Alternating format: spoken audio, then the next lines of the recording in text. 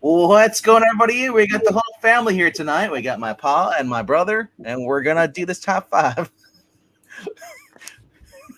I couldn't resist.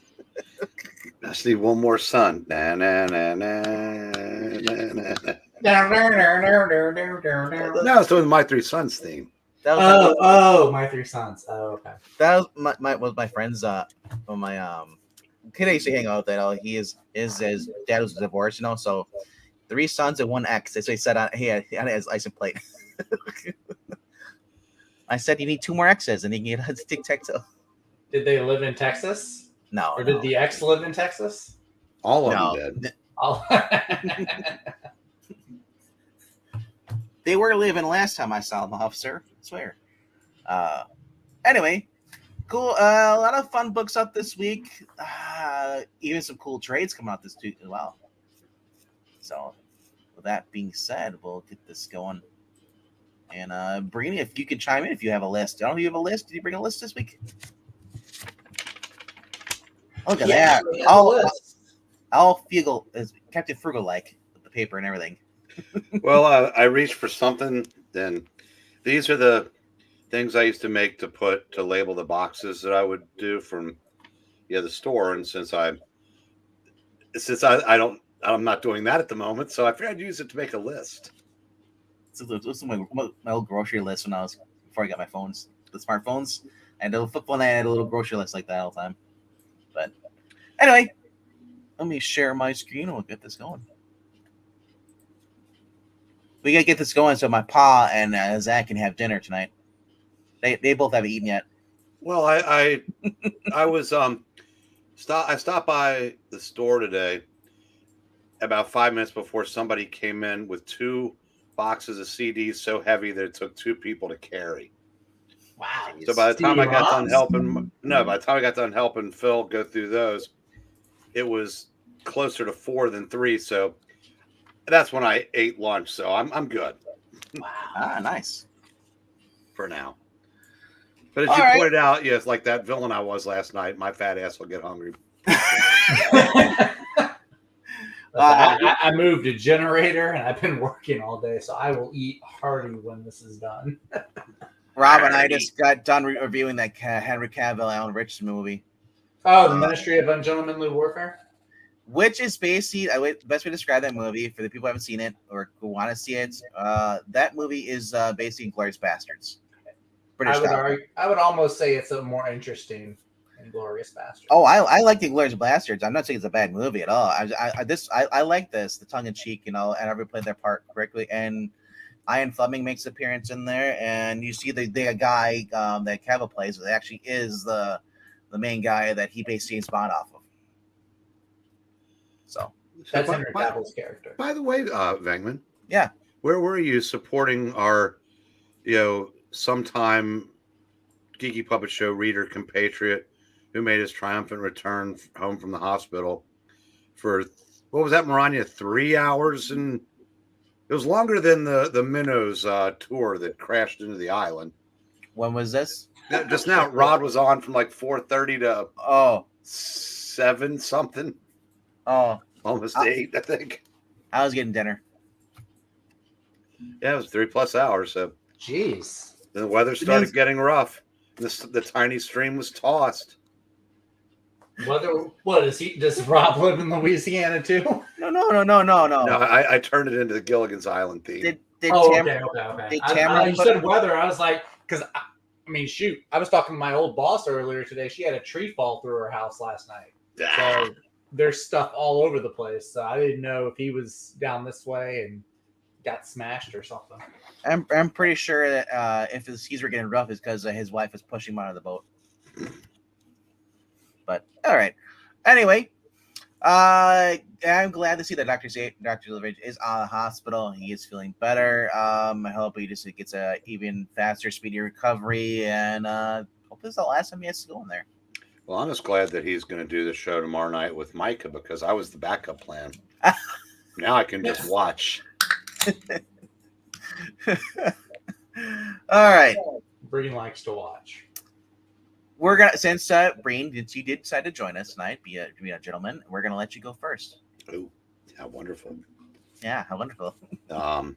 Let's say that I don't know if they'll actually come out like they're supposed to, but I plan on picking up FemForce 203 if it does. Okay, it's your number 5 or No. I'm just saying like honorable mentions real quick. Oh, okay. Shutter 17 with the Vampirella issue 6 cover. Nice. If that looked familiar, that is the cover from the original Vampirella series. Nice. And you and I, with the if as long as we get the Charlton homage cover. So, because if they get everything, I'm actually going to pick up 8 books tomorrow. You know what? I think you're talking about you and me at first, and then I realized, oh, he's talking about the book. Well, I talk about you and me when the cameras are off. So number Secrets. 5, and this is I love you. This is based pretty much on you bringing it to my attention, son. Sanction number 1. Ray Fawkes, and hopefully the art on the interior is as good as the cover art. And Mad Cave is ascending in 2024. So they definitely give the first issue a shot. I'm a little disappointed that there's all these people with 4 senses ordering all this stuff more than Sanction. But yeah. Honestly, yeah. I mean, I've read there was another one called Red something, but it was basically through Scout, came out last year, and it was just another one of those conspiracy movies, or I mean, it could be a movie. Are you thinking of Red Zone? I think it's Red Zone. That was AWA. It was because Diodato was the artist, and no, that's a different one I'm thinking of. The one I'm thinking about was actually this took place in Russia also. Yeah. This one is actually it's 4 or 5 issues. It was through Scout Comics, and basically this Russian detective comes across a scene where everybody's been murdered and laying there, and there's a Russian gang, basically the Russian Nazis, which doesn't make I guess whatever, and then a bunch of other Russians were all lay there, and then along there was someone else, and then they discover that one of the guys survived the skirmish and was fleeing, and the Americans, former CIA woman, basically she goes in there basically to get him out of there, and it's a whole conspiracy. Is like this former CIA woman, why she going there to get this Russian gangster's son out of Russia. I have to go look it up, but it was a good book. But anyway, I do love anything that takes place in the 80s during Russia, with detectives, bullets flying, conspiracies. I love that. And remember, in Soviet Russia, first issue buys you. In Soviet Russia, you own nothing. Russia owns you. Happy. Yes. You get a potato and water. If you're good, you get potato. Otherwise, you just get potato water. If you're very halfway good, to vodka right there. If you're very good, you get something to put the water in. Yes. His last name is Smirnov. Is Detective Pavel Smirnov. I love that. he's gonna meet Detective Fleischman and some other alcohol names. Anyway, look, Ray Fawkes doing a book outside of usually is in Marvel, isn't he? I know the name, but no, it can't be Marvel because I've heard good things about it. Oh, you know what? Dynamite. I bet you. Is it Dynamite? I bet you it's Dynamite. I can't remember where I've heard his name before. So he looks like somebody that's seen a few closing times. Okay, he's worked in the 52, Batman Eternal, Constantine. That's where he's been. He's did some other characters, but yeah, I've heard the name before too. I can't remember where I've seen it, but it makes sense that he was working. American Vampire did some stuff on there too as well. Yeah, a lot of DC stuff. Oh, was he working with 66? May have. Wow. Yeah, it looks like he's did some other stuff. Dark Horse. So Constantine, Future Zen. Yeah, so he was all yeah. So I wonder if he was just not a writer, but like an inker maybe, or an artist. But Injustice, Jackpot, Justice League. Huh. I bet you just did the backup stories. That's what it looks like. Yeah, he's on Eve Ewing. That's what it looks like. And Moon Knight just recently came out. So, okay. That's where he's from. Alrighty. We're going to go to now my brother. And now for something completely different.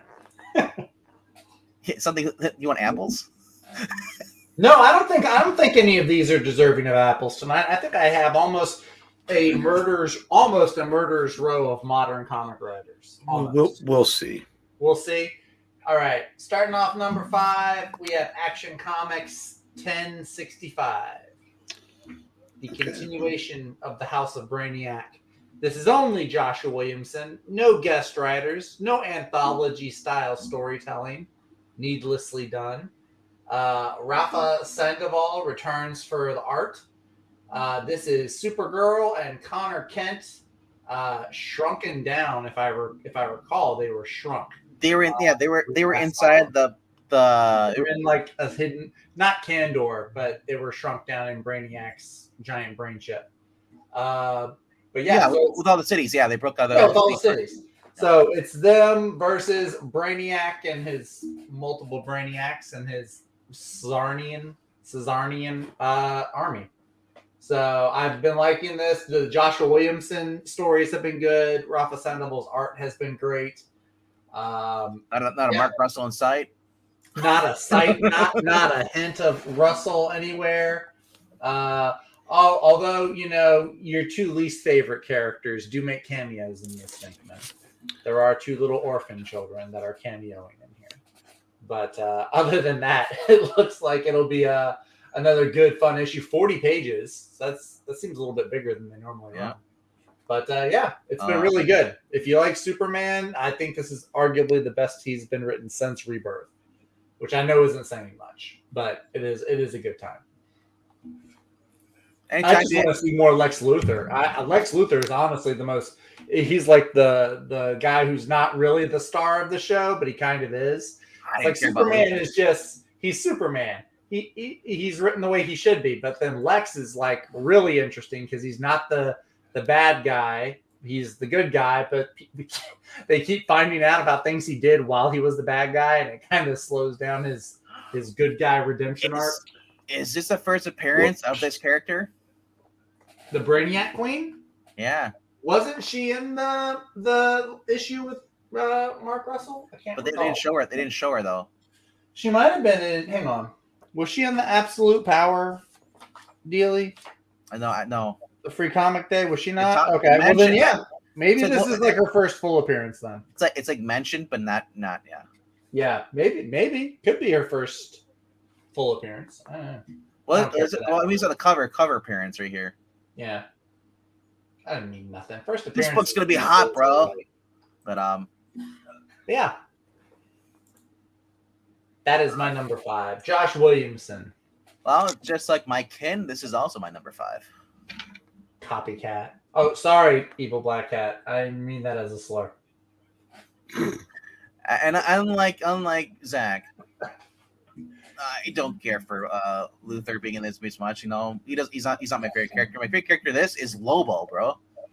Lobo is being written like he was in the 90s. We're actually getting a good Lobo. Sorry.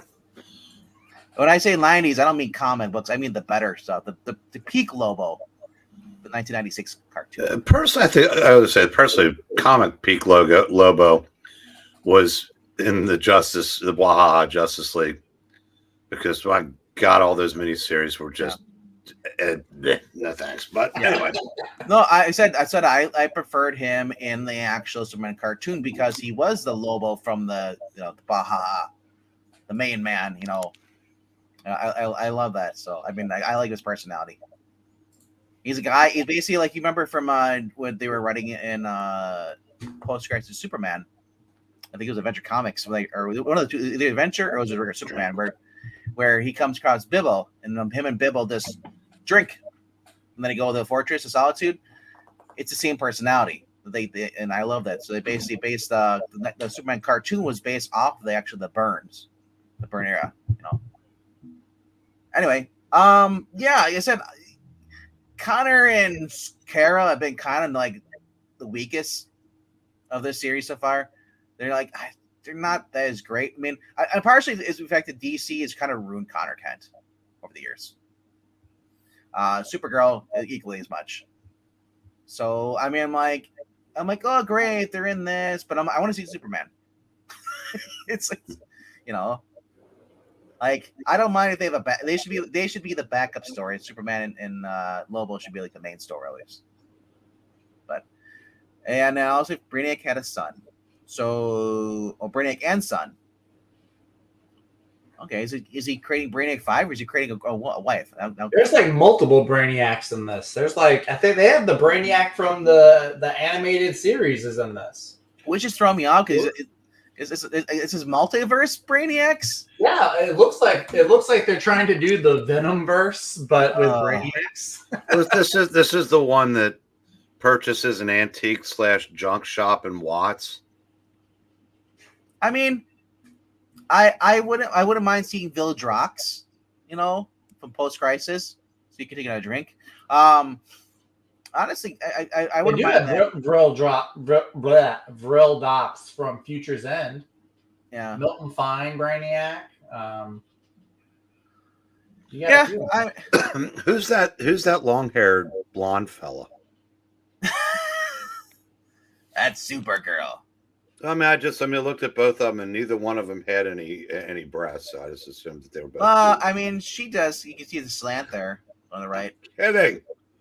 I mean, she has something there. Either way, yeah. That's why it's on number 5 because there are other more books coming out that I actually looking forward to, unfortunately. But yeah. Let's go to Mr. Breen. Yeah, these are next two are in no particular order, but Green Lantern number 11. Hey, that's on the top 4. Yes. Nice. Do we really believe that more people ordered Action Comics than Ultimate X-Men? I don't know, but I've been hearing people say that League Comic Geek censors comments. So I do think Ultimate X-Men is the weakest of the Ultimate line right now. But it was number 1. The month number 1 came out. It actually beat Ultimate Spider-Man. They were 1-2 for the month. So really, yes. Wow. I find it hard to believe that that's crazy. 3 issues in, it doesn't win its week. That's crazy. Yeah. When Action Comics was the number 1 selling DC book in April, but it finished 21st. I'm a little dubious of that. If that, Anyway, I love Jeremy Adams. I really like his version of Green Lantern. It's one of 2 DC books I read regularly. So I said, I'm just as long as he's on it, I will keep coming back. You know what I'm seeing? More Lobo. So that's a bonus. So just give Ms. Lobo snacks. Here you go. Ms. Lobo snacks. Snacks. Is this? I did not know that he wrote Supernatural. That he wrote the Scooby Supernatural crossover. Yeah, who did? Jeremy Adams. Did he really? The single best episode of Supernatural, and of course he wrote it. So I'm shocked, you guys. 2 episodes of that show that I ever watched, and he wrote one of them. I'll be darned. Yeah. Yep. It's wild. Absolutely wild. I learned about that a couple of years ago because that's when he basically took over Flash. I looked at his IMDb. I didn't do that. I knew he wrote some of those Mortal Kombat animated movies and stuff, but I didn't know he wrote Supernatural. Dude, Maybe somebody needs to get the rights to Scooby and hire him to revive that, because there seems to be a bit of a revival going on, and a lot of them seem to be good. Mm-hmm. I told him I would like to see him do a cross between Supernatural and Scooby Doo in comic book form in a miniseries. You need to tell him to come on to the show sometime. He probably would do it. I will. He's done shows that are this size. He's popped in random like Twitter live streams before. Yeah. People that like his stuff.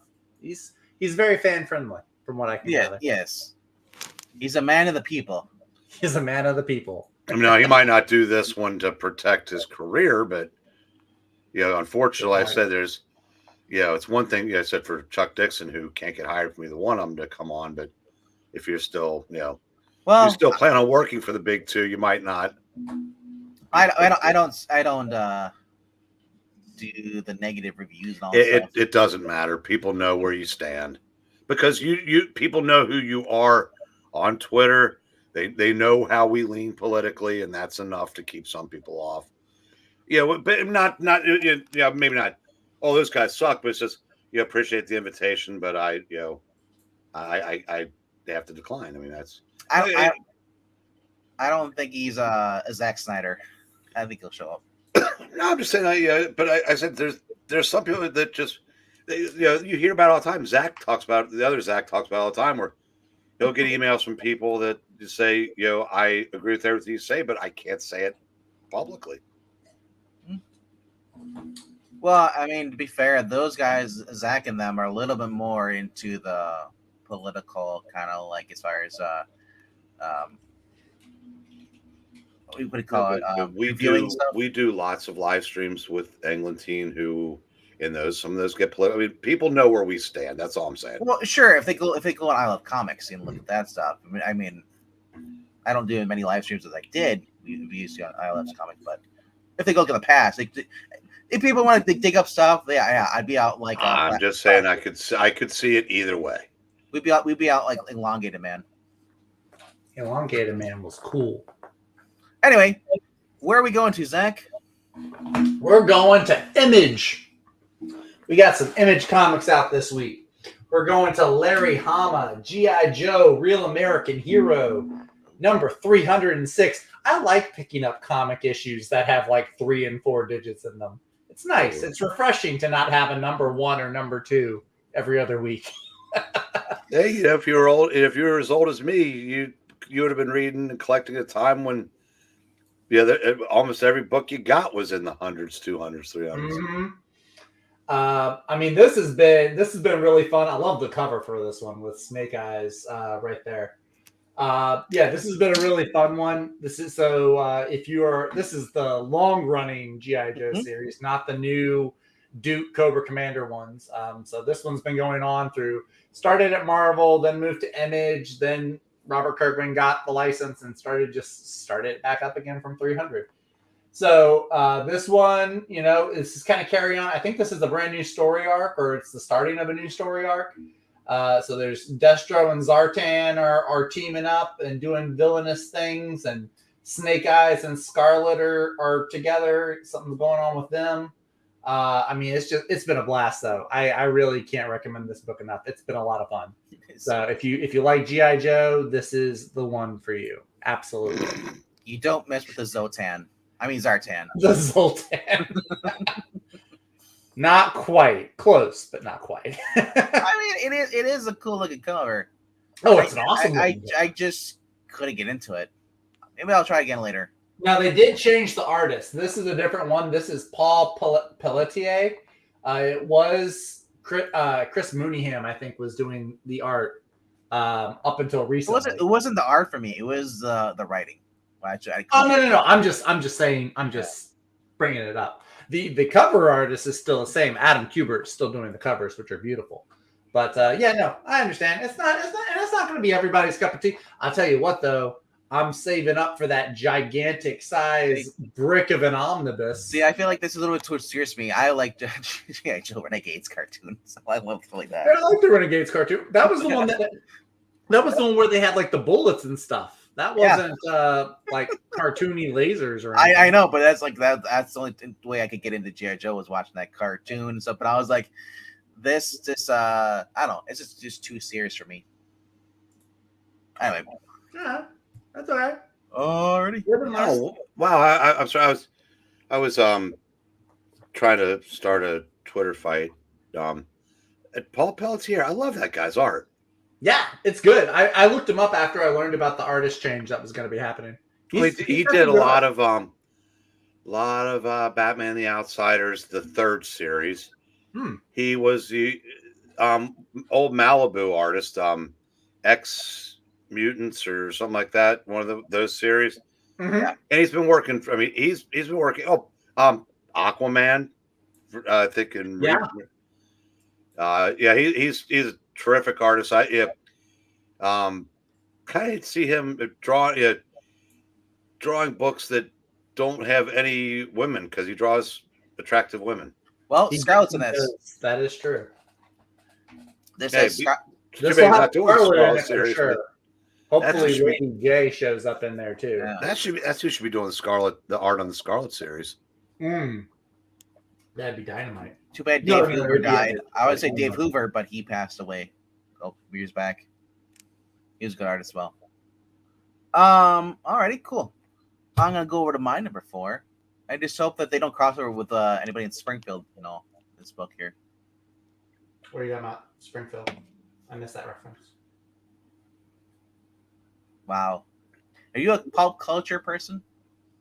I mean, I like to think so, but clearly I'm not. What's in Springfield? Who lives there? Cobra? I don't know. Brain, do you know who lives in Springfield? Even I know that. My brain just might be pulling up. Wait. Is your brain going, go? My brain's going a lot. That doesn't help. You really are Homer. It's The Simpsons? Oh, okay. Yeah. Okay. Man, I tell you, when I say it's been a day, this is my 4th cup of coffee, and this is a double. So it's been a day. I didn't put that together. I'm sorry. I failed you, chat. You have failed this live stream. Even Evil Black Cat is shouting at me. That's how I know I goofed. My shorts. Hang on, boy. Willie's coming to get you. I love it. He's trapped inside the... I'm in danger. Yes. That's me right now. Like the little Ralph. I love that. Real quickly, the best thing I ever saw from Simpsons was an episode I didn't watch, but it was clips I saw on YouTube. It was Ralph. He comes up from school and he comes inside and he's got a wife and kids. He's like, "Daddy's home." He grabs this thing. He's like, "Get me a beer, woman." And she's like, and I love it because his wife is like, "You always spend all your time doing undercover work, being at school, but you're never home for us." He goes ahead and he's like, I'm just kidding. I love you, baby. Looking like I did not expect that. That was kind of actually made me chuckle because Simpsons has been so just far left politics where it's become the equivalent of SNL. I just can't laugh anymore because I haven't watched in years, and even before Trump came in office, even before Obama, when George Bush Jr. was in there. They just started going just unfunny jokes. And I was like, I think it was after they divorced Homer and Marge that I really lost interest. How do you remember that? How are you going to divorce Homer and Marge? Didn't make sense. Did they get together back together by the end of the episode? Or? No. It's been like a long running thing. I don't know if it's a divorce or a separation, but they split them up. Really? It's been going for a while. I don't know if it's still going on or not. Wow. That's dumb. Yeah. Anyway, we're going to go to my number 4. Number 4 is a book that I've been enjoying. And for those who missed Captain America, you can get Captain America here by an X-Men writer. Claremont's been fun. And this cover makes me think we're going to get with the Hulk controlled by the Hand somehow. Or somebody. Yeah. If it's not the Hulk, will it be Abomination, or just a new character we haven't heard of. Anyway, the Hand basically about the plan. They basically they took Black Widow. They want to make Black Widow their secret weapon, their leader, whatever. Still, it's up to Captain America and Wolverine to save the day. Sebastian Chang is doing the art on this, or it's got the color right here, but the actually interior art, I believe, is Edgar Salazar. Yes, yes, with Lopez, and then Alan Moore down the bottom left, and I was about to say Alan Moore's the editor. What? Honestly, this has been fun. Salak's back in this issue. She was gone for the previous issue. Same with Jubilee. So it's great to see them coming back into the story. Dan Jurgens is teaming up with Brett Breeding to do this awesome variant cover. Oh, that's nice. Yeah. This has been fun. God, he's got pixel claws. You know what, though? He should. Look how long that freaking sigh is. Of course he should have a freaking... Anyway. It's like, how do those claws fit up his forearm? Dan Jurgens has been one of the artists they can still draw today. I appreciate. And he's also a damn good writer as well. Even though his art's not as good as his writing, but his art is still good. Honestly, I've been just enjoying this. This is another throwback. This is a story that branched off of Uncanny X-Men 268 and just kept going. And it's by the original writer, and the art's been good too. It's not Jim Lee art, like Jim Lee was art in the original one, but honestly, it doesn't bother as much. I've just been enjoying it. And honestly, I could hardly say that about a lot of stuff at Marvel or DC these days. And if you like Wolverine and you don't like Straczynski's Captain America that's going on right now, even though it's not as offensive as some of the other ones they say, but still. Yeah, I dropped Captain America and I saw this come out and I just immediately fell in love with this. Wolverine's written like Wolverine.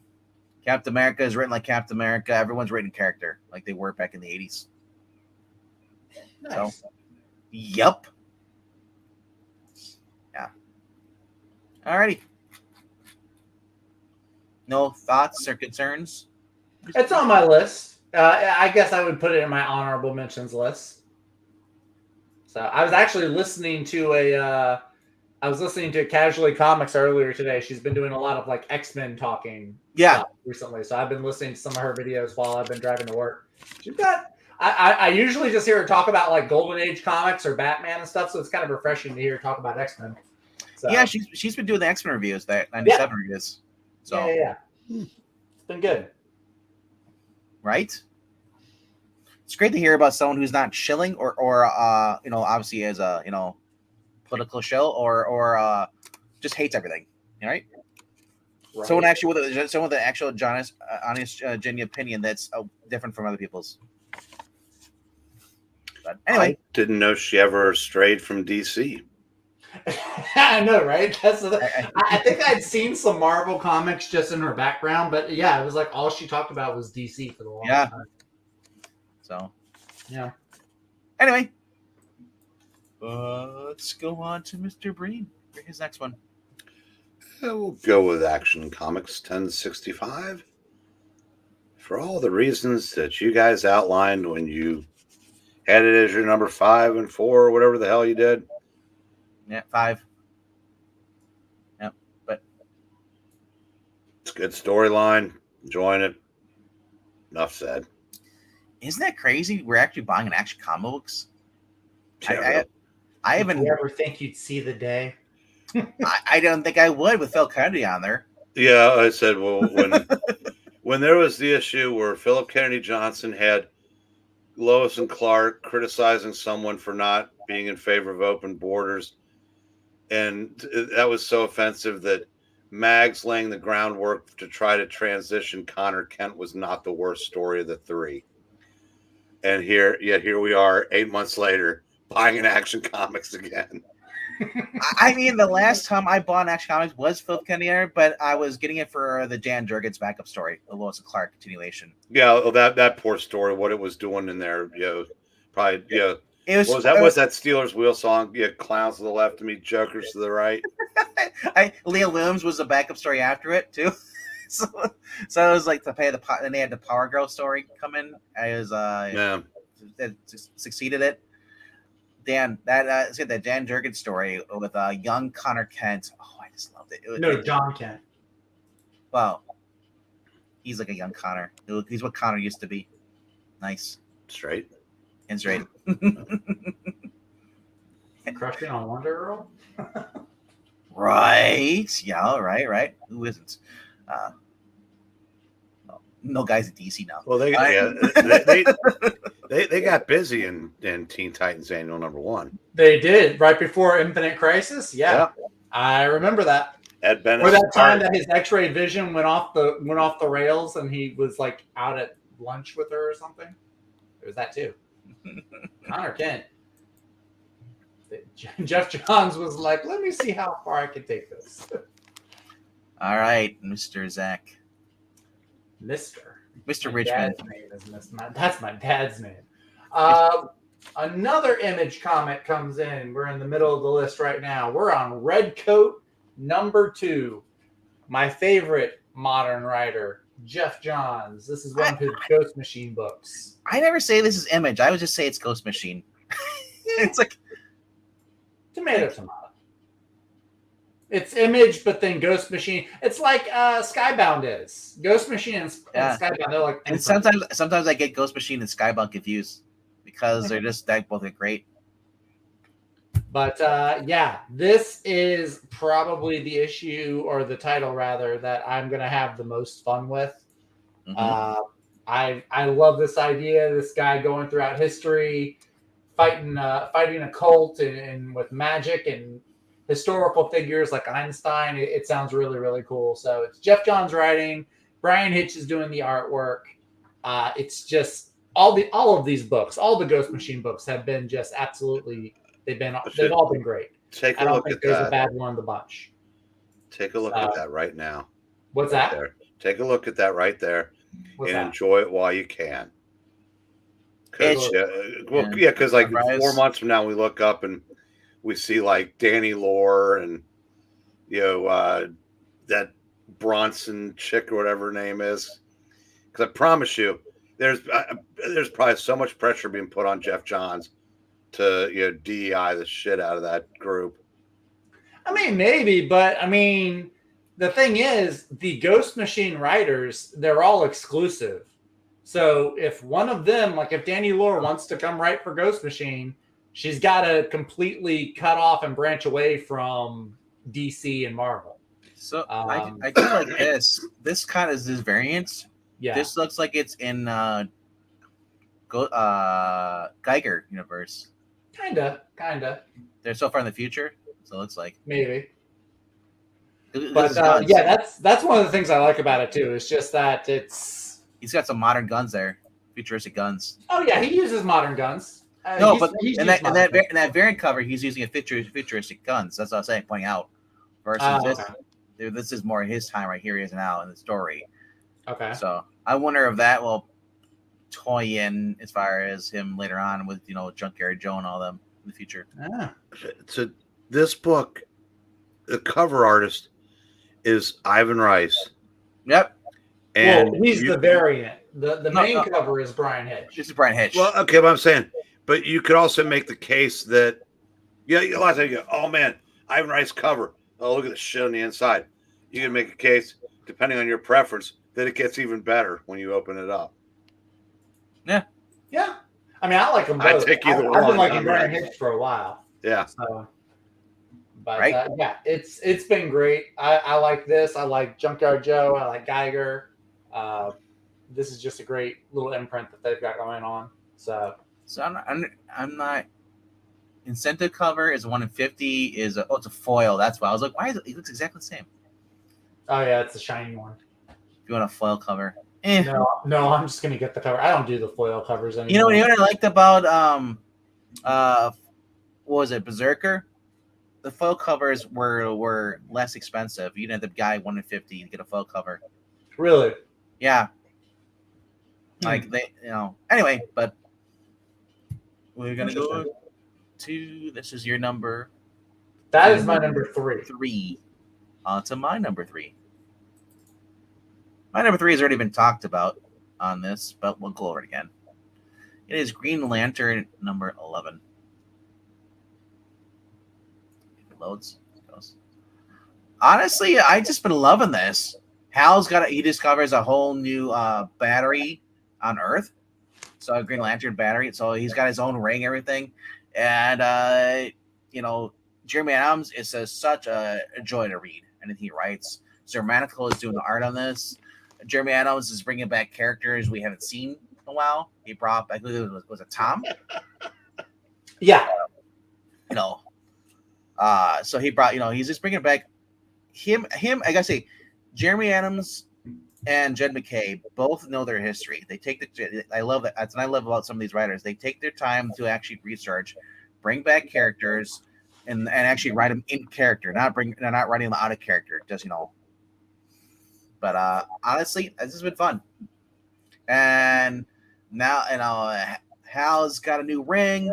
He has to get back to Earth eventually because he's gonna run out of energy because he's so far away from his battery, the main battery, I imagine.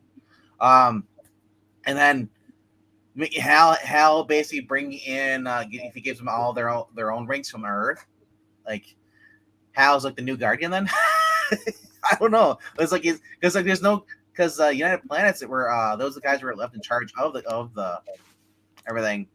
Like the Blue Guardians are gone, I guess.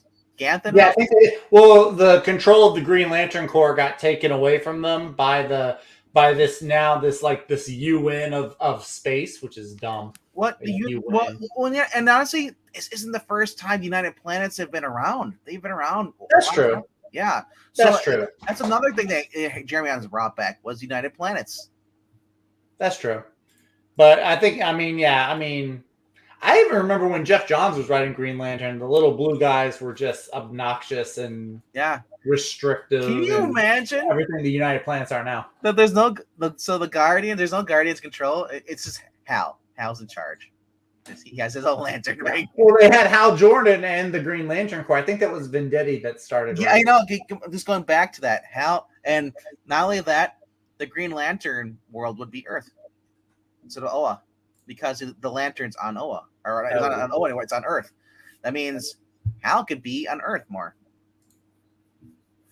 I do like Hal when he's on Earth. I like the Green Lanterns in space, but I like Hal specifically when he's on Earth. With basically the Green Lantern Corps moved to Earth, he can spend more time with Carol. Yeah. It's you don't need all of them. You don't need all of them on Earth. Maybe just like one or two. I want all of the Green Lanterns Corps on Earth. Nah, I'm going to disagree with that.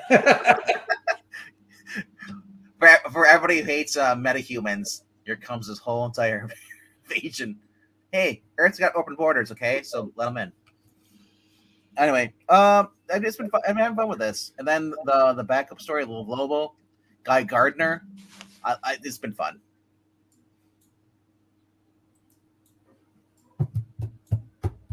All right, right on. We'll go to my Paul for his number 2. Well, we're gonna go with Redcoat. Yeehaw! And since we done talked about it already, I see no reason to bore these fine folks with more palavering about Redcoat. Oh, Paul, you're so thoughtful. Oh, wow. We'll must move on from this little dozy. But good series, though. I love the graveyard. And that's just headstone shows like born and then died. He's been married multiple times. All right. Gonna go to my number 2. We're gonna just go right here. It is Doom number 1. Is my number 2. It is Hickman. It is Hickman writing Doom again. It's a giant size one shot. So kind of sad because I was like, imagine Hickman just writing an ongoing series with just Doom himself. Oh, that'd be incredible. Yeah. And at first I thought this was like, is he writing the ultimate version of Doom? Like no. I thought, oh, that'd even be cooler. Him just writing a Doom series based on that Doom from his Ultimate Universe. Yeah, sadly that's not the case. I want the origin story. We got everyone else. I want the his Doom and how the Maker came and got him. I want like that. It's kind of cool. Yeah, it says in the near future, Doom alone must save the Marvel Universe. Yes, legendary creators Jonathan Hickman, and also Spider-Man, and we're not gonna say gods. We're just gonna say Ultimate Spider-Man because gods wasn't that great. I'm waiting for the trade on it. Sanford Green, from Bitterroot, send Doctor. That was Bitterroot. You guys heard that? It's an indie book. I've seen his art. He's done a couple of Marvel covers. He's a good artist. I mean, you can see that on the cover. So Sanford and Son send Doctor Doom on a journey unlike he's ever taken before, with Valeria Richards at his side. Doom goes on a quest to harness more power than any human has ever wielded before in order to strive to stop Galactus. Again. Yeah, I know, right? 56 pages. We get Valeria, or Valeria. Put it both ways. We get VD. $7 for 56 pages. We get the better Rosenberg on coloring here. It's and just a shitload of variants here. In typical Marvel style. Yeah, really. George Perez variant. What? That guy's just so hot right now. Just putting him up covers. From beyond the grave. I know, right? Maria Wolf variants. I like this Addie Gravina variants. That's not bad. It reminds you of the covers we're getting in the 2000s, remember? We got some of those like 3D kind of looking covers. A little bit. During Siege and all the time. Yeah. Yeah, Okay. you're getting those painted covers. Yeah. Okay. Yeah. I can see that a little bit more. Yeah. Maybe not as much, but yeah. No, you're onto something. Then they have the Governor Pieces variant. Reminds me of the trade cards. Yeah, that one. Yeah, definitely those trading cards for sure. Yeah. Then there's Fandom Comic Shop by Lashley Carnage. Don Carnage? I know. That one's some Secret Wars vibes. Even got like the Kirby crackle and the energy around him. Yep. But this main cover is kind of interesting. Will there be any his light? We got Doom here. Then we got Doom from Secret Wars. Yep. He was a child, as for him with Doctor Strange, probably. This looks like godlike Doom. The white. Yeah, well, that's the Doom from Jonathan Hickman's Secret Wars. Yeah. So you get the original Secret Wars, then the actual then the redo. Yeah, the redo. Secret Wars. So strange stuff. Honestly, I'm excited for this. It's actually pretty cool. We'll see how it goes. And the fact it's all one issue, it's not gonna be like 10 issues for $10 each, makes me want to buy more. True. Because that's the one thing about Gods, and then even his Ultimate Invasion was like he just dragged the plot. He stretched it out. But anyway, that is my number 2. Where are we going there, Mr. Breen? Nexus newspaper strips.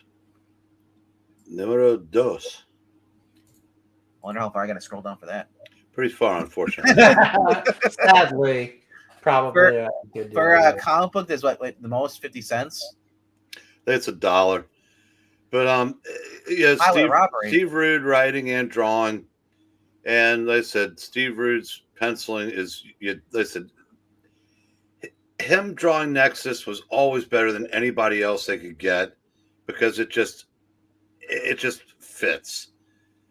And he spent enough time around Mike Barron to have a pretty good idea of how Mike Barron writes. You passed it.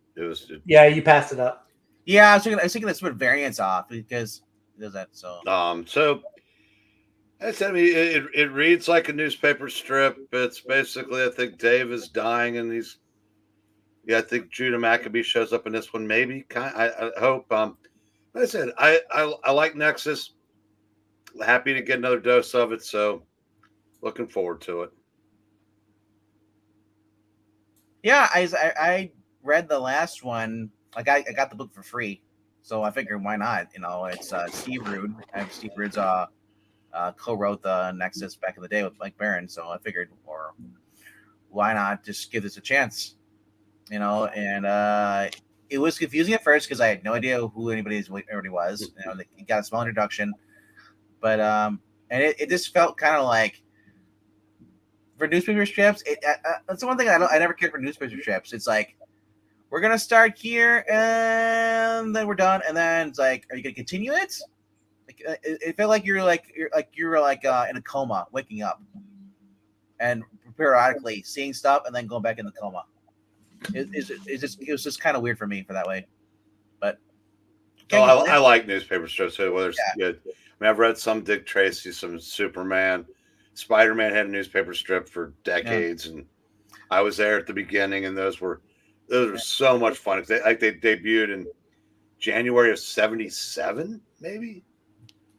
Like, you know what I mean? Like I've liked other ones before too. I have nothing against newspaper strip. Is that the previous Nexus one that came out last week or 2 weeks ago?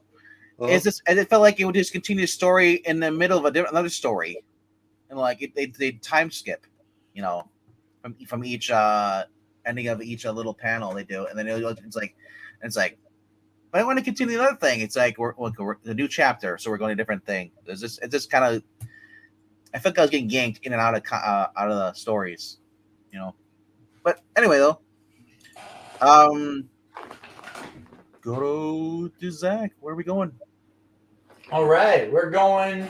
My number 2 book this week. We've talked about this a little bit now, but we've got Green Lantern. This is number 11 that we're on this week. And, we're on 2 or 1. Should be on 2. They might have skipped you then, because I've done 5. Oh, have you? Yeah. Nothing new. Look, I mean, I'll be brief on this. We've already spent, all 3 of us have this on our top 5. I mean, I'm on my 1 now. I did my number 2. So I'm last. You should be under number 1. I'm not on my number 1 though. I got passed up. Oh, you must have then. So yeah, this is my number 2. We've talked about it. There's nothing really I have to add to it. So, all right. What's your number 1? My number 1 is Doom number 1, actually. Jonathan Hickman, Sanford Green. Hickman wrote he's written 2 really good Doom stories with his Fantastic Four run and his Secret Wars story. So I am looking forward to seeing him return to write Dr. Doom in this one shot here. Also, Sanford Green's art is just, I think it's great. So I'm kind of curious to see how that goes. By any chance, did you guys catch that interview yesterday? I think I might have put it in our Twitter group. Like they were interviewing Jordan White and some other X-Men people, and they were talking about basically how Hickman kind of got screwed over by Marvel after House of X, Powers of X. Like he was gonna write a Cannonball and Sunspot story, and Marvel, whoever the higher up was at the time, was like, "No, we're not gonna do that," and just like pulled the carpet out from under him. Sounds about right.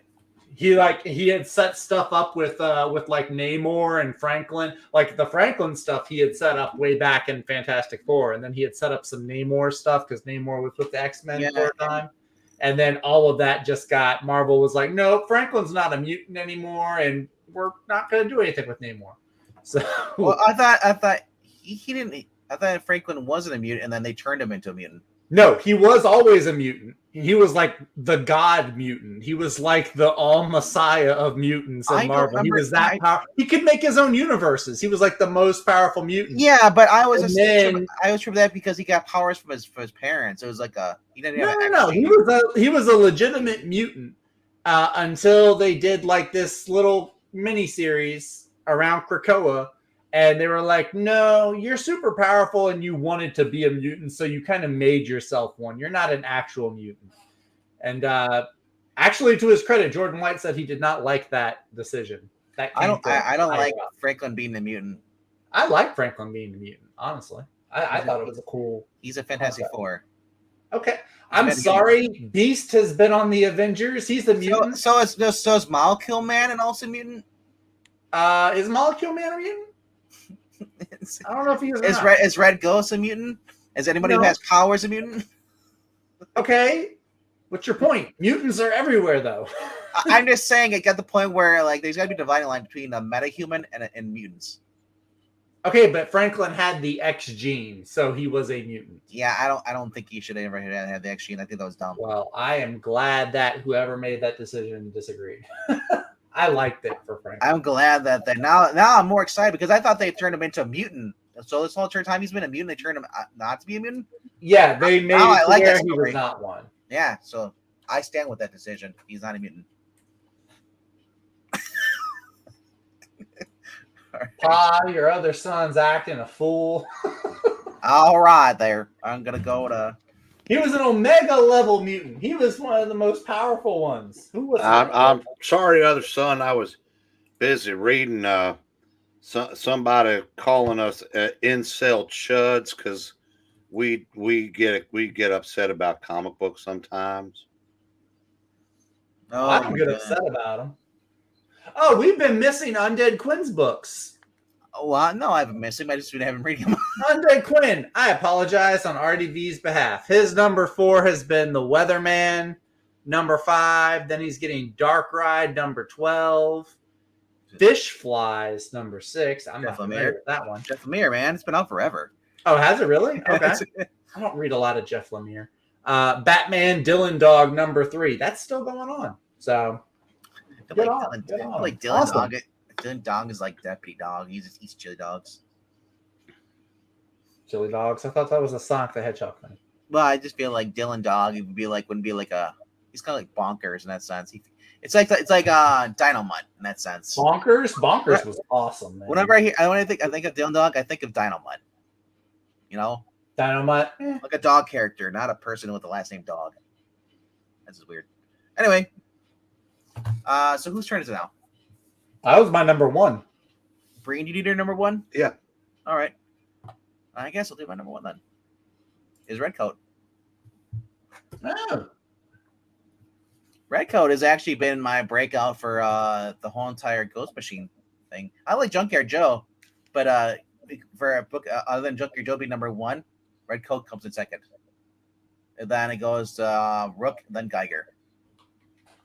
For me personally. It's great to see more Redcoat and stuff, but I want to see more of the other characters they keep announcing on the unnamed, thing map. Yeah, they keep showing that timeline, and I'm like, stop the timeline. Don't give a shit about the timeline if you're not going to show us the other people. Yeah, right. We got a synopsis on the what was it, the unnamed, or remember they did that catalog, Ghost Machine catalog. Remember they did that? They showed all their ones. When are those coming out? When are we getting the Rockefellers? What we call them? Yeah, good point. Yeah. That should be. I think that's before the end of the year. I think. But yeah. Like they could have just pushed Geiger off. I didn't need to have Geiger. Geiger could be later on in the year and bring those other teams in. Other stuff. But like Hyde Street. Unless they're saving Hyde Street for like around October. That would be a good month to release it. Yeah, it's a very Twilight Zone-y type deal. This character kind of reminds you of Star-Lord in a sense. Cocky has a plan, like 10% of a plan. 12. Well, he's not no Star-Lord, so he has less. His character constantly dies, and he's constantly hungry. So he always has someone to get something to eat, and he's kind of tortured by that. And he's got 12-year-old Albert Einstein who's been obsessed with him, unlocking the secrets of Simon's magic behind him. And and he's basically a womanizer. He's basically like you'd see in some of these Guy Ritchie movies, or just in general. He's just the guy. Shit happens to him. He stumbles upon it, and he has to somehow get out of it. It's what they tried to do with Hawkeye in that Bad Fraction book, but that was never Hawkeye. So it fits here for more of a meet with this character because you're not changing someone else's personality to fit something this. So. Yeah, I can agree with that. Yeah, this guy definitely does fit more the Clint Barton vibe. Yeah. Absolutely, yeah. So all he needs is a dog now, and pizza. An immortal dog. Yes, it would be awesome. The dog, he's immortal. Just like every time, he's just like, damn dog. Dog gets better food than he does, gets treated better than he does. That'd be something he would say. Like, dogs always getting better treatment than I am. I'm always getting shot and killed. For what? Like, that's what I want. That's every story needs a dog. Anyway, that is my top 5. All right, let's go. I mean, there were some other books coming out this week too. We can quickly just scroll over them, go past them. Not gonna click any of them, but then we'll get to the trades.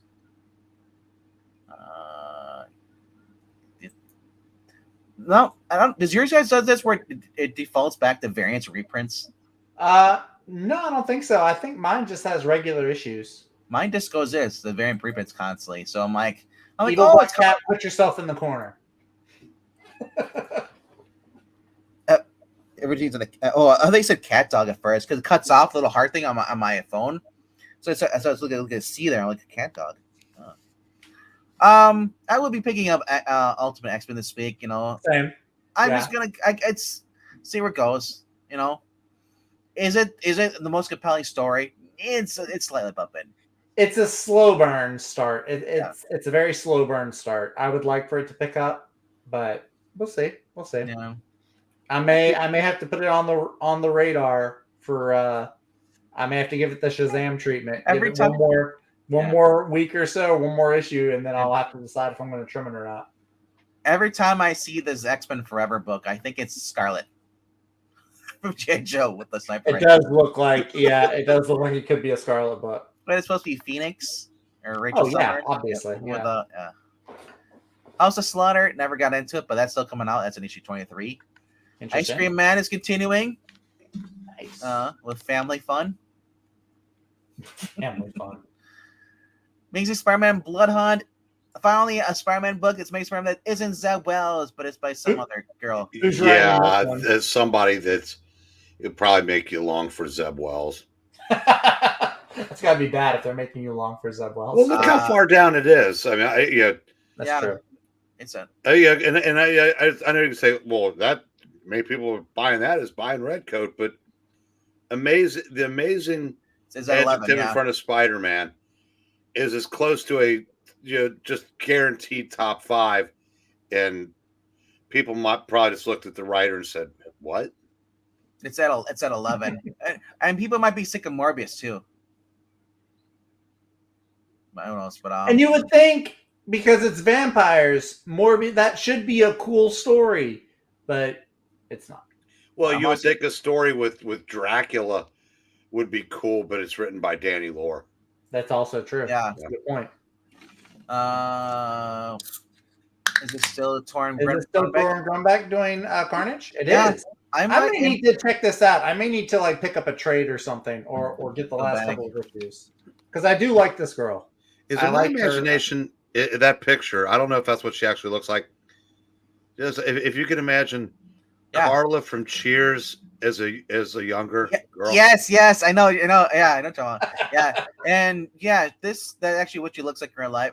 I watch interviews with her on that YouTube. Is uncanny, by the way. She swears, she smokes, she drinks, and she's also just a fan of the Marvel universe. She loves Carnage, she loves Thor. Her Thor books were pretty good. Honestly, like I said, this has been she's been a fun person to basically read stories by. I said, she's friend. She and Joe are friends, so that's. Oh, really? That's cool. Yeah, I've told you that. That's how I found out about the story about when she asked if she could write a female character with flaws, and they said no. Oh, that's right. You talked about that. Did Joe say Torn Grumbeck? I call her Torn. Yeah. Yes, I call her Grony. Yeah. But honestly, like I said, this is issue 7, but she's been doing the series, so I might pick this up eventually. Yeah. And get a trade of that. Walking Dead still coming out. They're on 89 now, halfway through. I think it goes to 139 or something like that. Yeah, some odd number. Well, look, Red Hood, the Hill. No one cares. What if Loki was Venom? No one cares. Yeah. Why is it at number 4? It should have been a one Why are shot. all the what ifs like super dark and they're all Venom too? Well, Zach, why is it a number 4? It should just be a what if Venom, and it should be a one shot. They had one that was like, what if Doctor Strange was Venom? They're all Venom related. It's like what happened to the variety with what if? I'm still waiting for what if Eddie Brock was Venom.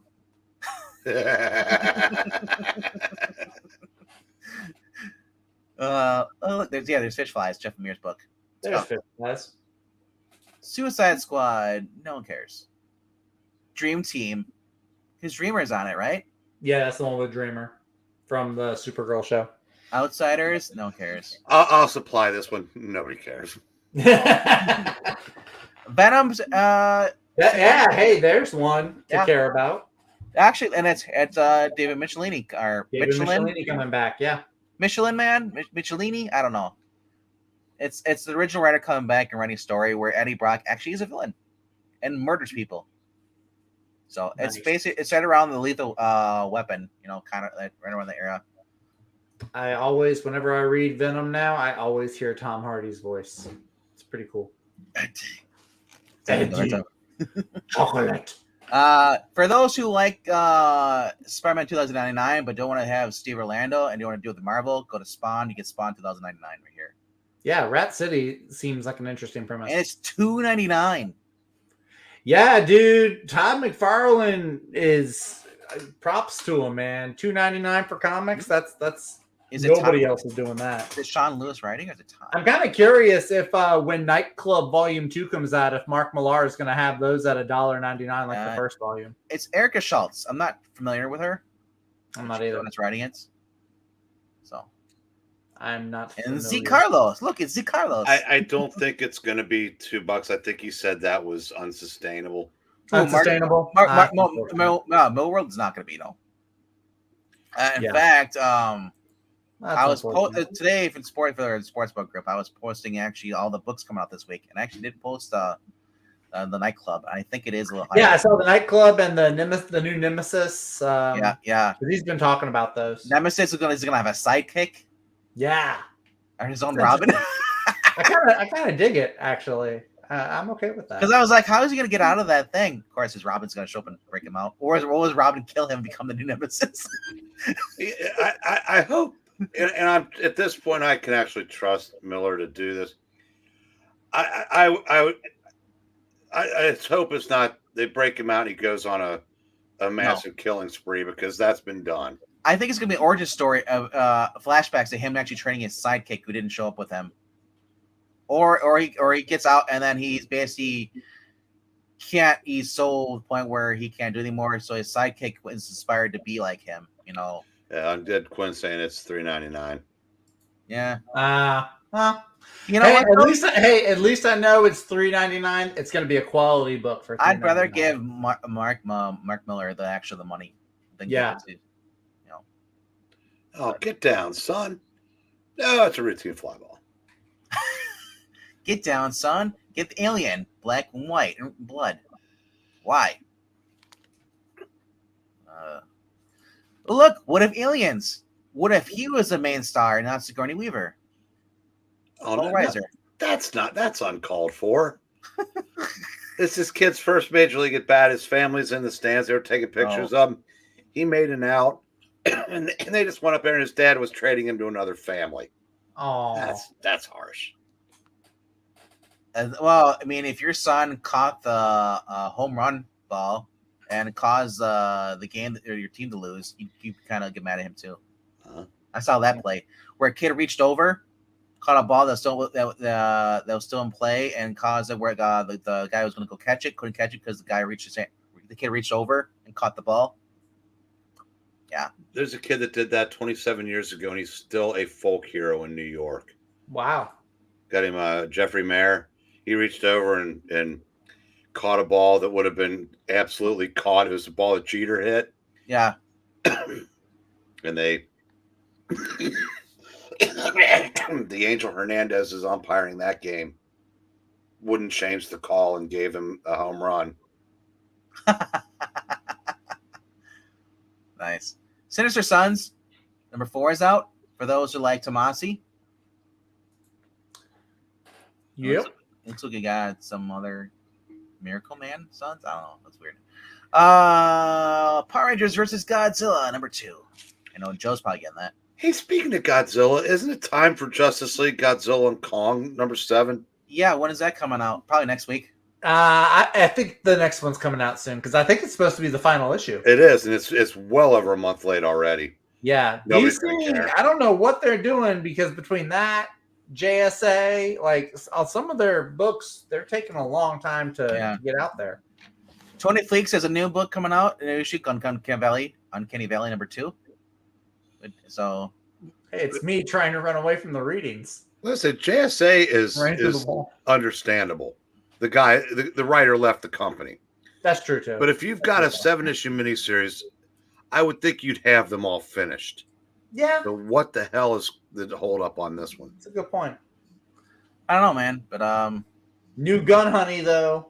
Right. First place my eyes went to. Of course, Zach. Oh, hey, there's Godzilla too. One shot. More Godzilla. Yeah, Joel Jones. Yeah. Michael Conrad, Matt Frank from Godzilla. Yeah, James Stoke, Godzilla Half Century War. Didio. Yep. Interesting. $10 for almost 100 pages for $10. Wow. That's kind of cool. So yeah, there's hear the music in my head right now. Dun, dun, dun. Sorry. Jurassic Park. No, not that one. Jurassic Godzilla music. Yeah. Honestly, for those who are fans of Godzilla, that's probably the only book that IDW has been doing well over there for Godzilla still. Seems like it. And it's great to see Joelle Jones actually doing some work and stuff. Wow, I haven't seen her in a while. But I haven't seen her on anything really. Since what was it? Not Catwoman.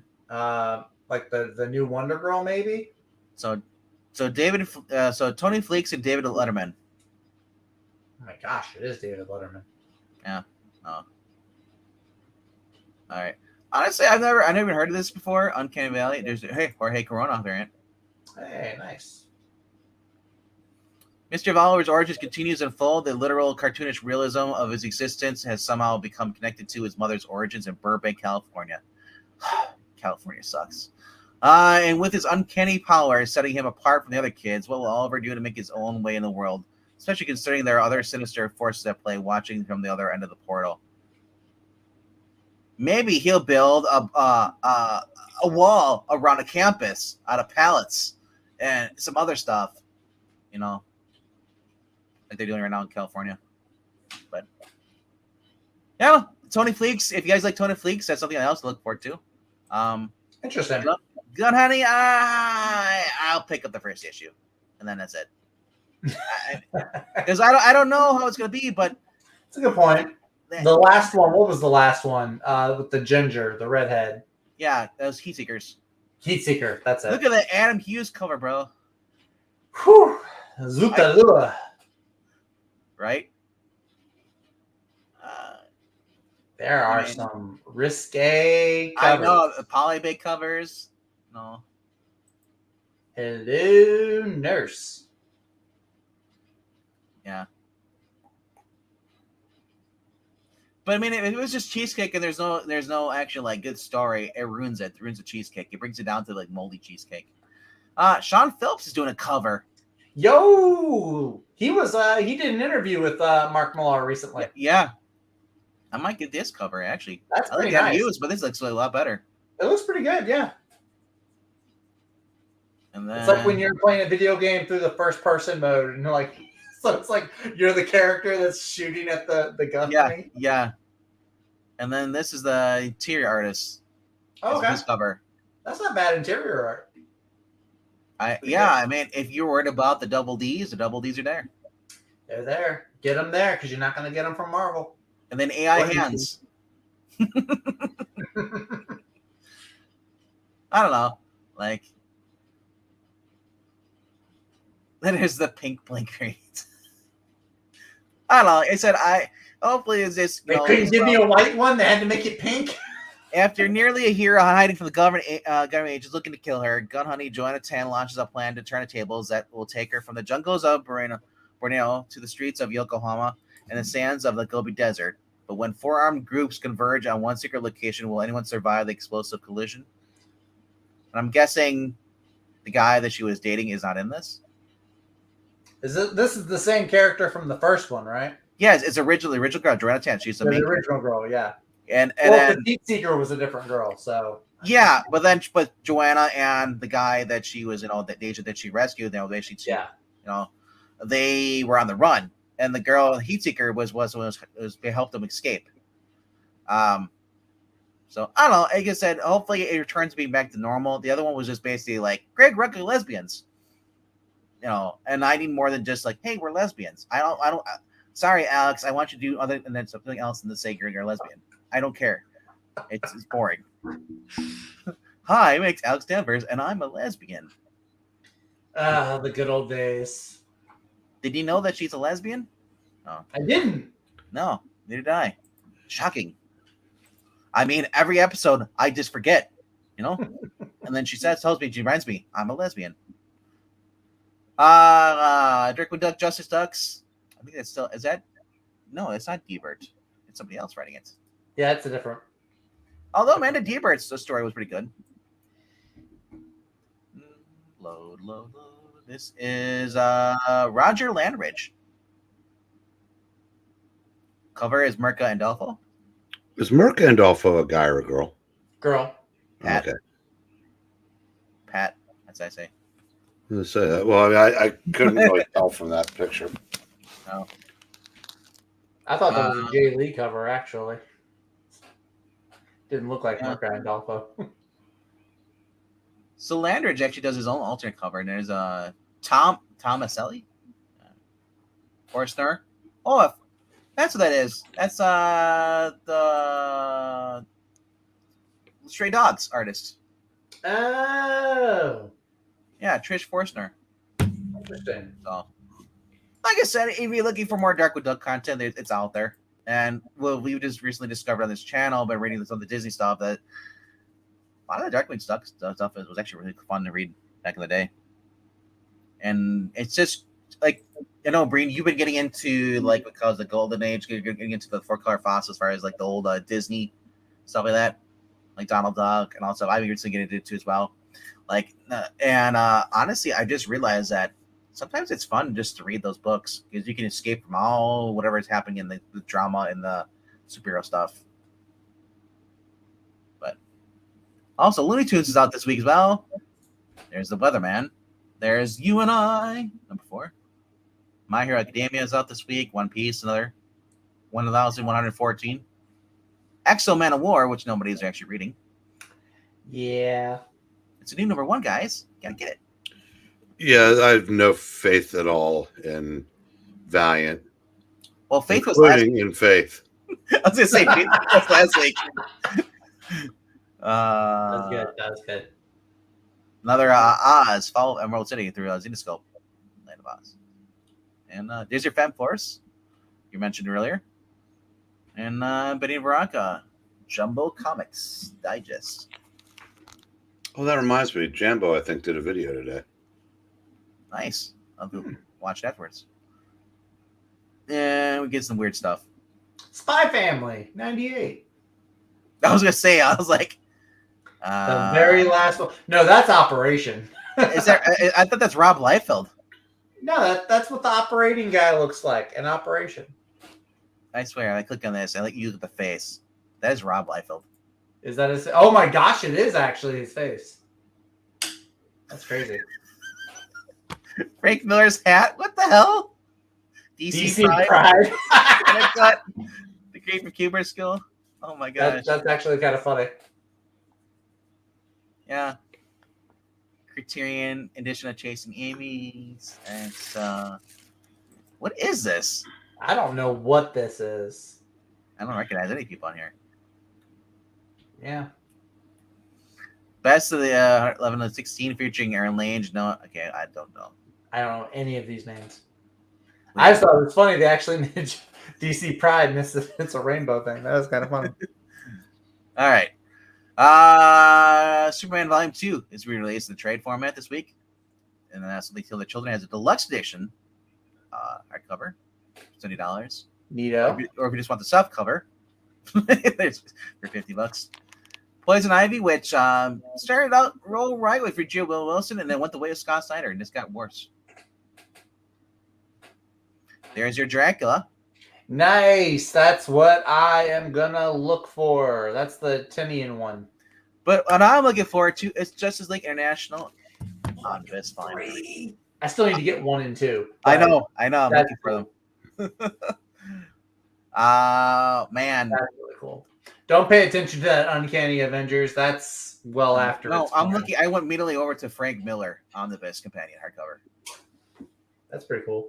Yeah, Daredevil. And Sunstone. Don't know what that is. It might be the Steve Segoya book. Not Segoya. It's Stelpaniek or something. Oh yeah. That's his smut one he does. Yeah, that's the smut one. You are correct. You are correct, sir. Amazing Spider-Man. Look at that epic collection, Assassination. Look at the one next to it. Assassination. I don't want to look at the one next to it. Is that the Saladin Ahmed or the? It's Cena Grace, probably. Cena Grace. Okay, yeah. This is Orlando. Gay Bobby. Yeah. Only Commandos. Oh, they're probably. That's not actual. That's the Stephanie Williams. Stephanie Phillips. Phillips, whatever. There's a difference. Although I heard somebody say that one was actually good. I don't remember who it was, but somebody. I don't remember if it was like Weird Science or who it was, but somebody said that wasn't terrible. The Wolverine on the Miss 5 hardcover. There's 3 different versions. So unnecessary. Well, one's Tim Sale, so they're making money off of that. Ian Churchill, I've never heard of him. Was he the main artist? He was an image artist in the 90s. It looks like Sam Keith. It looks like Sam Keith. Oh, he definitely doesn't look like Sam Keith. Jesus fuck. I can't tell if you're reacting to what I'm saying or if you're just reacting. No. There should be a way to not pay these guys because they are not professional. I know. Oh, look, it's Batman Fortress here to tell us why Batman doesn't stop riots. Yes, that's a pass. Yes, wow. Give it somewhere in the world. So what they should by ordering this in the Iceman. I can tell you right now, they're gonna have this cover of Batman Fortress. He should be sitting down with his feet up on the desk, and he has to eat a pizza, and he's facing the remote, and then he sees all this going on, and then the other side he's watching Looney Tunes to the right because they give a shit about what's going on. Adventures of Superman, George Perez. Is this art or is this actually like this? I would imagine it's stories. I think it's covers. That's what I'm thinking. Just be covers? George Perez. I wouldn't pick it up if it was just covers. No, that's actual. Okay, no, it's actual issues. Oh yeah. Face of Brainiac team with Olmec. Wow, she's so hot right now. Started Superman's New 52 Ventures and much more. Collects DC Comics Presents 61, Action Comics 643 through 645, 647 through 652, Annual Number 2, Superman 1 through 6 from the 2011 series. Ain't that bad. Get some Roger Stern, Len Wein, Gerard Way. Get some post-crisis, baby. Well, the problem there's the New 52. He was given basically free reign for about a minute. Then editorial got real heavy-handed, so he quit. Yeah, that's why there's only 6 issues there. Yeah, Keith Giffen down there. Nice. Giffen. Kurt Swan, Carrie Gamble, Brett Beating. Jesus Marino, but there's no. Actually, this is kind of cool. If you like George Perez, but you also like the era. $50, 448 pages, and I guarantee you some of these books are even collected. So it's like not the first time collected, but I mean, like, well, some of them might be the first time they actually in a trade format.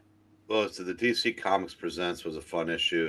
The Action Comic stuff is really good in the annual, but Yeah, the Superman 1-6. I don't If you need like that. New 52, it's not bad, but it's not any kind of Superman we know. So it's, right. All right, what else we got here? Dracula again, hardcover. oh wow, Dracula. that's a nice Captain America epic collection. That's Yeah. Where he gets that's Bucky for late 60s. That's where him and Falcon joined. Falcon in the green costume. Yep. It's a shame putting it right next to that god awful tragedy that Bendis wrote. Damn dirty apes. Yeah. No, not that one. Civil War 2. What issues does that Captain America cover? The ones I need to read. Well, that goes without saying. Yeah. I've read a few of them, but this is 122, 138. Yep. Falcon and Spider-Man team up. Yeah, and we read that. Well, yeah, that was 137 and 138. We've read that. Yeah.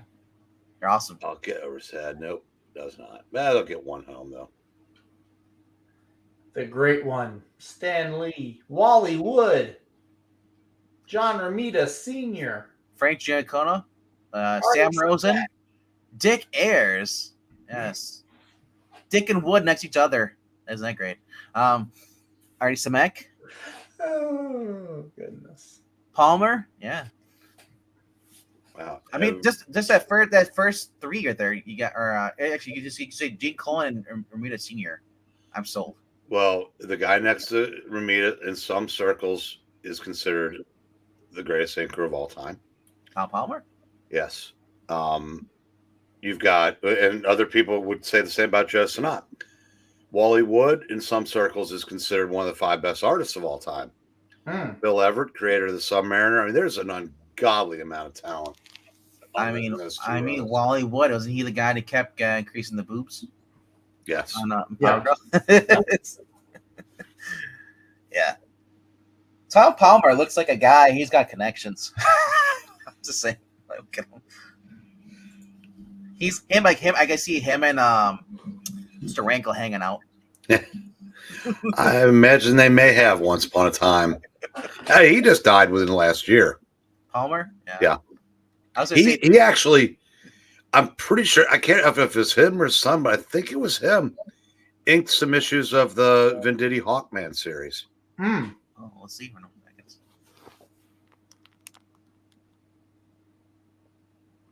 So apparently he just did. They're releasing his Labyrinth books that he did. Maybe featuring his cover art. I don't know. So the archive editions are just reprints of his actual work in Labyrinth, Marvel. I wonder. Working Avengers. Yeah, so it's gonna show. Go with that. I'm gonna show what he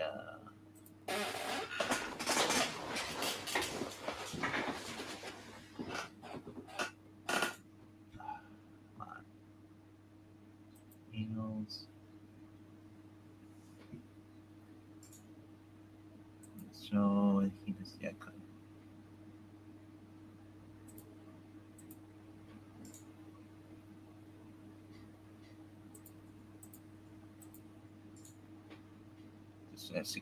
Skidality inked.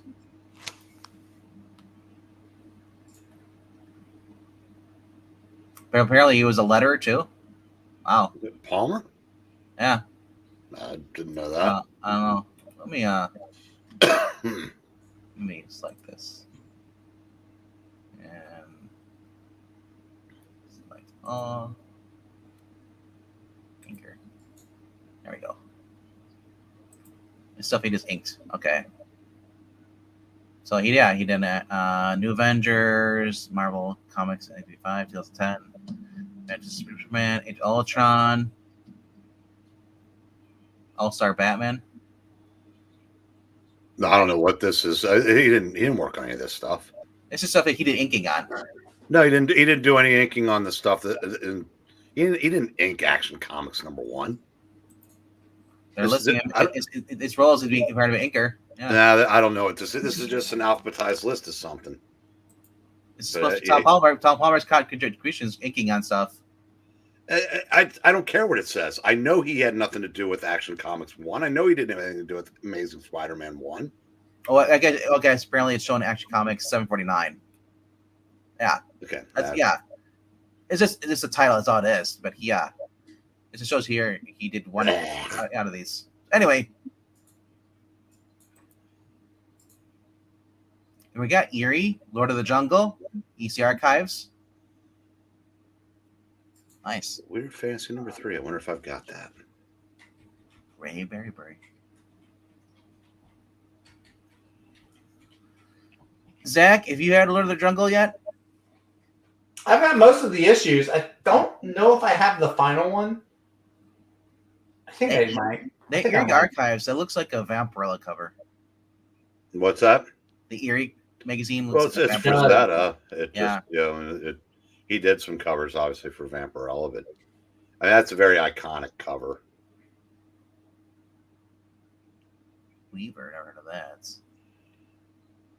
Siphon, Vampirella Strikes. It was okay. It got worse as it went on, though, towards the end. But that's it for books this week. Wow. All righty, kids. Let's look at the chat. Is anybody talking to them at all? Or has Zach been ignoring them? Usually Zach looks at him because I was talking for a while. Phillips is friendlier. I don't know what that's referred to, but Stephanie Phillips versus Williams. As Eva Black says, he inked Action Comics, but the number because the thumbnail will show us #1. That's all. Yeah, that's okay, the thing. Okay, that makes sense. Yeah, because they go by title and they show the very first image. They don't. Okay. I mean, he was around long enough to have had a hand in just about everything at some point. All righty, and I think that's it. I didn't see anybody from Twitch popping up here. But we are live on Twitch. There was some way at the beginning, but then there was Elena Carmen, if you're still here, good to see you. And Zach is also. If you guys are a member of Twitch, if you're on Twitch at all, you can follow us over on Twitch, Geeky Puppets Show. Diego showed up too as well, and a few others. But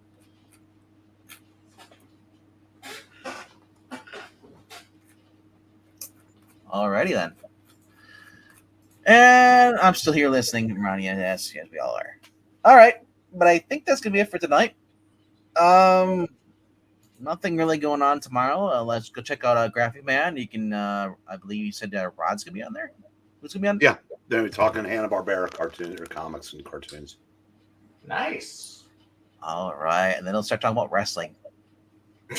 I don't know that Mike is that much of a wrestling fan. I know, but I need to hang out more with Micah. If I'm in the chat and then Rod's paying attention, I can get him talking about wrestling. He doesn't like wrestling, and he gets tired of Gil Kane covers. I need to hang out with Graphic Man more. Your mother and I are going to have talk about you, son. Yeah. So that's going on Thursday, the best of the week. We'll be back around same time as tonight. And Friday, we're going to do a special reading. One reading, a little longer. It's an adaptation of a famous Batman animated series movie. One that Zach probably still hasn't seen yet. Which one? Mask of Sub-Zero. The Mask of Sub-Zero? I blur them together because pretty much it's Sub-Zero. Batman Sub-Zero. Okay, I saw Sub-Zero once or twice. So we're doing the comic book Mask of the Phantasm. That's the big one, obviously. Saturday we'll be debuting the next Batman Superman Adventures, Power Hour, what you could call it, pretty much. That'll be debuting, and then also Batman Outsiders. Then Sunday we're not sure what's going on, but we'll have something up there. But with that being said, hope you guys had fun. Click that notification bell so you get all notifications, Or what you got there? Disney's Christmas Land. Dude, that's awesome. Christmas in Disneyland. Yeah. So we'll be reading this for the rest of the evening. Nice. I'm probably gonna watch the Godzilla movie versus Kong. Very cool. Good pick. I want to see Godzilla going from blue to pink and figure out what's going on here. The first Godzilla versus King Kong that was made in 1963 filmed 2 endings. Actually, you know what? I might go back to the 70s one. After the fight, a monster rose from the sea in triumph. In the Japanese version, it was Godzilla. In the American version, it was Kong. So everybody, like a WrestleMania, everybody got to go home happy. Because everybody loves the Kong. I mean, yeah, Kong is the underdog. Well, he got jacked up for the movie. I think he ate some berries that took him from 50 to 350 feet tall. Gotcha. That makes sense then. I think the one I watched was one of the 80s ones. Like the Godzilla from 1985. Was there a Godzilla versus Kong in the 80s? I know they remade. No, not Kong. Not 2 or 3, but Raymond Burr was in it. Raymond Burr was in the original Godzilla movie. Oh, was he? Okay. Yeah, in the American version. In the original Japanese version, he's not. He was. They thought that when they released in America that it would play better if they had an American in there somewhere. So they kind of just created scenes for him to be in. But like I said, I've seen the version without Raymond Burr. I've never seen the version with him, so I don't know what he adds. So I think that you're talking about the one, the original version was 84, and then it was 54. Well, no, yeah, but there was I thought there was an 84 one. I guess they okay. All right, yeah. So Raymond Burr wouldn't have been. He'd have been a little longer. No, by then. Because there was also an 89 one, Godzilla versus Biollante. Yeah, but the one I think I saw, because I remember it was from viewpoint from a kid. He was just sitting there eating ramen in his hot apartment in the 80s, and all of a sudden, like, Godzilla's taking. He's like, can't watch anime. Yeah, it's Godzilla is just a dick. It ruins everything for everybody. You're in the middle of One Piece. No, I would read that. I would 100%. I would love that. Heck yeah. So I'll probably watch one of the older Godzilla movies, or I'll watch the newest one. I don't know. I haven't decided. I go back and I want to start watching some of those. I just don't like the rubber suit dinosaur. I'm Barney in Japan. It's just so weird to me. But anyway, have a good night, kids. And as always, stay extreme and geeky, and you'll see you real soon. Stay Greeky. Yeah. All those. Ex creaky. Ugh. Ex creaky. Yes. Later, guys.